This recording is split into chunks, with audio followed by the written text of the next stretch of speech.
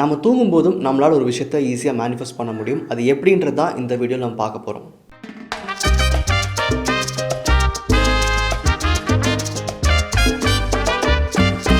நம்ம சேனலில் ஈர்ப்புவதி மட்டும் இல்லாமல் மேனிஃபெஸ்டேஷன் ப்ராசஸ் இன்னும் பல டூல்ஸ் பற்றி டிஸ்கஸ் பண்ணிட்டு இருக்கோம். நம்ம சேனலை சப்ஸ்கிரைப் பண்ணாமல் இருந்தீங்கன்னா மறக்காமல் சப்ஸ்கிரைப் பண்ணிக்கோங்க.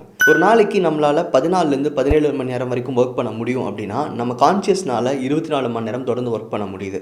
அப்போ நம்ம டெய்லி ரொட்டீனில் எவ்வளோக்கு எவ்வளோ பாசிட்டிவாக இருக்கிறோமோ அதே அளவுக்கு நம்ம தூங்கும் போதும் நம்ம எண்ணங்களை நேர்மறையாக வச்சுக்கிறது ரொம்ப ரொம்ப அவசியமாக இருக்குது. நம்ம தூங்குறதுக்கு முன்னாடி எந்த விஷயங்களை பற்றி அதிகமாக யோசிக்கிறோமோ பண்ணுறோமோ அதையே நம்ம அடுத்த நாள் நம்ம லைஃப்பில் மேனிஃபெஸ்ட் பண்ணுறோன்றது உண்மை. நிறைய பேருக்கு அவங்களுடைய தற்போதைய பயம்தான் அவங்க தூங்கும்போது கனவாக வருது. அப்போது நம்ம கான்ஷியஸாக இருக்கும்போது நம்ம யோசிக்கிற விஷயங்களை நம்மளுடைய ஆழ்மனம் நம்ம தூங்கும்போது நமக்குள்ளே ரிஃப்ளெக்ட் பண்ணுதுன்றது புரியுது.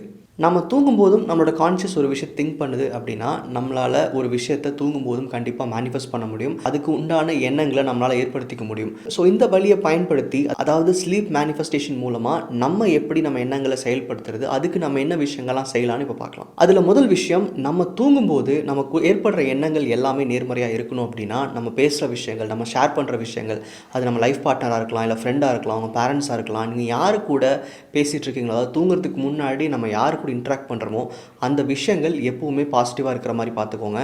பிரச்சனையான இல்லை உங்களை கஷ்டப்படுத்துகிற எண்ணங்களில் நிறைய கோவமோ இல்லை ஒரு வருத்தமோ ஏற்படக்கூடிய விஷயங்களை இரவு நேரங்கள், அதுவும் முக்கியமாக தூங்க போகிறதுக்கு முன்னாடி பேசுகிறது நம்ம கான்ஷியஸ்குள்ளே அந்த எண்ணங்களை ஆழமாக பதிர்க்கான வாய்ப்பை க்ரியேட் பண்ணுது. ஸோ நீங்கள் தூங்க போகும்போது அதே எண்ணங்களோட போனீங்க அப்படின்னா உங்கள் கான்ஷியஸ் நைட் ஃபுல்லாக அந்த நெகட்டிவ் விஷயங்களை அதிகமாக ஆழமாக பதிவு செய்யுதுன்றது தான் உண்மை.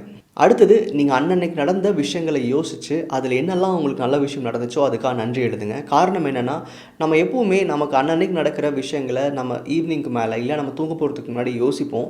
ஒரு சில நேரங்களில் அதில் நடந்த வருத்தமான விஷயங்கள் பற்றியோ இல்லை அன்றைக்கி உங்களுக்கு எது சரியாக போலையோ அதை பற்றி சிந்திக்கிறதுக்கான வாய்ப்புகள் அதிகமாக கிடைக்கும்.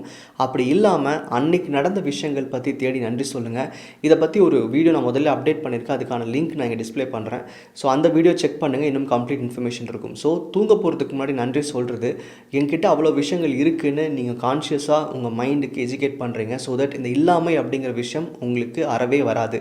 நெகட்டிவ் தாட்ஸ் வராமல் இருக்கிறதுக்கு முடிஞ்ச அளவுக்கு எவ்வளோ தேங்க் பண்ண முடியுமோ தூங்குறதுக்கு முன்னாடி முக்கியமாக அந்த ப்ராசஸை பண்ணும்போது நீங்கள் அடுத்த நாள் எழுந்திருக்கும் போது உங்களோட கான்ஷியஸ் அவ்வளோ ஃப்ரீயாக லைஃப்பை ரொம்ப ஈஸியாக பார்க்குறதுக்கான வழியை க்ரியேட் பண்ணும். அடுத்தது, உங்களோட எந்த இன்ஃப்ளூயன்ஸும் இல்லாமல் உங்களோட நெகட்டிவ் விஷயங்களை, உங்கள் நெகட்டிவ் பிலீஃப்ஸை கரெக்ட் பண்ணுற ஒரு விஷயம் தான் அஃபர்மேஷன்ஸ். ஸோ அதை தொடர்ந்து தினமும் தூங்க போகிறதுக்கு முன்னாடி கேட்குறது ரொம்ப ரொம்ப நல்லது. நீங்கள் அட்லீஸ்ட் ஒரு 15 மினிட்ஸ் 20 மினிட்ஸ் அந்த அஃபர்மேஷனை கேட்குறது உங்கள் கான்ஷியஸ்குள்ளே இருக்கிற தேவையில்லாத நெகட்டிவ் பிலீஃப்ஸை அரேஸ் பண்ணுறதுக்கு ஹெல்ப் பண்ணும். சில பேர் தூங்குறதுக்கு அப்புறமும், அதாவது தூங்கும்போது அவங்க அந்த ஆடியோவை லூப் பண்ணிடுவாங்க. தூங்குறதுக்கு அப்புறமும் கூட நீங்கள் ஆட்டோமேட்டிக்காக அந்த அஃபர்மேஷன்ஸ் அப்படின்றது ரன் ஆகிட்டு இருக்கும். என்னோட சஜஷன், அந்த வால்யூம் ரொம்ப கம்மியாக வச்சுக்கோங்க, மற்றவங்க டிஸ்டர்ப் இல்லாமல். அந்த அஃபர்மேஷன்ஸ் லூப் பண்ணிட்டீங்க அப்படின்னா நீங்கள் தூங்குற அந்த 6 hours or 8 hours அந்த கம்ப்ளீட் டைமுக்கும் அந்த அஃபர்மேஷன் ஸ்லோ சவுண்டில் ரன் ஆகிட்டு இருக்கும். ஸோ உங்களோட கான்ஷியஸ் எப்பவுமே ஃபங்க்ஷன் ஆகிட்டே இருக்கிறதுனால நீங்கள் கேட்குற அந்த அஃபர்மேஷன்ஸ் கண்டிப்பாக உங்களோட கான்ஷியஸில் ரெஜிஸ்டர் ஆகிட்டே தான் இருக்கும். அதுவும் ஒரு வகையில் உங்களுக்கான நேர்மறை எண்ணங்களை கண்டிப்பாக உருவாக்கும்னு சொல்லலாம். அடுத்தது, நீங்கள் என்ன தவிர்க்கணும் அப்படிங்கிறது, நீங்கள் முக்கியமாக வீக் டேவாக இருக்கும்போது நீங்கள் அடுத்த நாள் உங்கள் ஆஃபீஸ்லையோ இல்லை உங்கள் பிஸ்னஸ்க்காகவோ இல்லை ஏதாவது ஒரு விஷயத்துக்காகவோ நீங்கள் ஓவராக பிளான் பண்ணுவீங்க. அப்படி நம்ம பிளான் பண்ணும்போது நம்ம கான்ஷியஸ்குள்ளே ஒரு வகையான ஸ்ட்ரெஸ் க்ரியேட் ஆகுது. நம்ம அடுத்த நாள் இந்த விஷயங்கள் பண்ணணும், அது எல்லாமே ரொம்ப ஈஸியாக இருக்குன்னு சொல்ல முடியாது.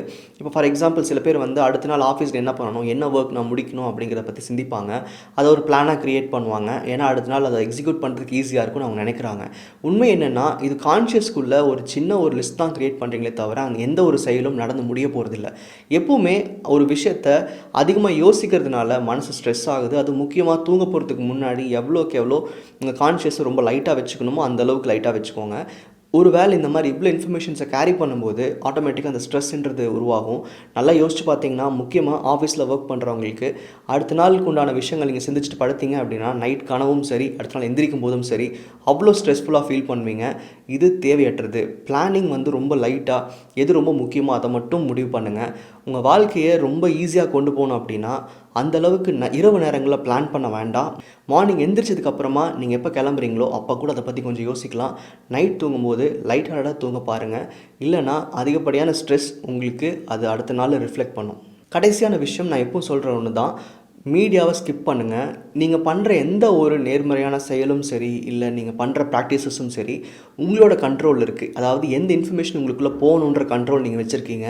எதை எழுதணும்னு நீங்கள் முடிவு பண்ணுறீங்க, எதை கேட்கணும்னு நீங்கள் முடிவு பண்ணுறீங்க, எதை பேசணும்னு நீங்கள் முடிவு பண்ணுறீங்க. ஆனால் நீங்கள் மீடியான்னு பார்க்கும்போது உங்களுக்கு எந்த ஃபில்டரும் கிடையாது. அதில் என்ன சொல்கிறாங்க, எதுக்காக சொல்கிறாங்க, அது உங்கள் கான்ஷியஸ் எப்படி புரிஞ்சுக்க போகுது, இதெல்லாம் வந்து உங்கள் கண்ட்ரோல் இல்லை. ஸோ முக்கியமாக தூங்க போகிறதுக்கு முன்னாடி நிறைய பேர் படம் பார்த்துட்டு தூங்குறது, இல்லை வந்து ஏதாவது ஒரு ஷோ பார்த்துட்டு தூங்குறது, கடைசி தூங்க போகிற வரைக்குமே ஃபேஸ்புக்லேயோ இன்ஸ்டாகிராம்லேயோ ஏதாவது ஒன்றில் வீடியோ ஸ்கிப் பண்ணி பார்த்துட்டே இருப்பீங்க. முடிஞ்ச அளவுக்கு இந்த விஷயங்களை தவிர்த்துட்டா பெட்டர். ஏன்னா நீங்கள் தூங்க போகிறதுக்கு முன்னாடி எந்த விதமான இன்ஃபர்மேஷன் நீங்கள் வந்து கான்ஷியஸ்குள்ளே கொடுக்குறீங்களோ அதை உங்களோட வாழ்க்கையோட ஒரு டீப் லேர்னிங்காக எடுத்துக்கிட்டே இருக்குது. நீங்கள் கான்ஷியஸாக இருக்கும்போது ரெஜிஸ்டர் பண்ணுற தாட்டை விட தூங்கும்போது உங்கள் ஆள் மனதுக்குள்ளே நடக்கிற விஷயங்கள், அதாவது ஏற்படுற எண்ணங்கள் தான் ரொம்ப டீப்பாக பதிவாகுது. ஸோ முடிஞ்ச அளவுக்கு நீங்கள் இந்த மாதிரி விஷயங்களை தவிர்த்துட்டா ரொம்ப ரொம்ப நல்லது. மீடியாவை கம்ப்ளீட்டாக தவிர்க்கணுங்கிறது உண்மை. முக்கியமாக தூங்க போகிறதுக்கு முன்னாடி இந்த மாதிரி விஷயங்கள் செய்யும்போது கண்டிப்பாக அது உங்களை வந்து ரொம்பவே ஆழமாக இம்பேக்ட் பண்ணுதுன்னு சொல்லலாம். ஸோ நான் சொன்ன சின்ன சின்ன விஷயங்கள் நீங்கள் ஆட் பண்ணிக்கிறது மூலமாகவும் சில விஷயங்கள் தவிர்க்கிறது மூலமாகவும் நீங்கள் தூங்கும்போதும் உங்களோட கோலை இல்லை உங்களோட ஒரு விஷயம் நீங்கள் வந்து ஈஸியாக மேனிஃபெஸ்ட் பண்ண முடியும். 24 hours நம்ம தாட்ஸ் ஒர்க் பண்ணுது. அப்படிங்கிறப்போ நம்மளுக்கு தேவையான நேர்மறை எண்ணங்களை நீங்கள் முழுவதுமாக ரெஜிஸ்டர் பண்ணும்போது நீங்கள் எதை மேனிஃபெஸ்ட் பண்ண நினைக்கிறீங்களோ அந்த விஷயத்தை ரொம்ப சீக்கிரமாக அடைய முடியுன்றதான் உண்மை. மேனிஃபெஸ்டேஷன் ப்ராசஸ் பற்றின ஒரு டீப் அண்டர்ஸ்டாண்டிங் வேணும், அதை பற்றி நிறையா கற்றுக்கணும், அதை வந்து செயல்முறை விளக்கமாக நான் வந்து புரிஞ்சுக்கணும்னு நினச்சிங்கன்னா நம்ம சேனலோட ஒரு ஃபேஸ்புக் குரூப் இருக்குது. அதில் வந்து நீங்கள் தாராளமாக ஜாயின் பண்ணிக்கலாம். அதுக்குண்டான மெம்பர்ஷிப் இன்ஃபர்மேஷன்ஸ், அதாவது அந்த குரூப் வந்து 3 years மெம்பர்ஷிப் இருக்குது. அதில் நிறையா ஒர்க் ஷாப்ஸ், ஈவெண்ட்ஸ், தென் இன்னும் நிறையா விஷயங்களை இன்னும் ஆழமாக கற்றுக்கிறதுக்கு உண்டான எல்லா சோர்ஸஸும் அங்கே ஆட் பண்ணியிருக்கோம். உங்களுக்கு அது தேவைப்படும் நீங்கள் நினச்சிங்கன்னா தாராளமாக ஜாயின் பண்ணிக்கலாம். அதுக்கான டீட்டெயில்ஸ் எல்லாமே டிஸ்கிரிப்ஷனில் இருக்குது. தேங்க்யூ.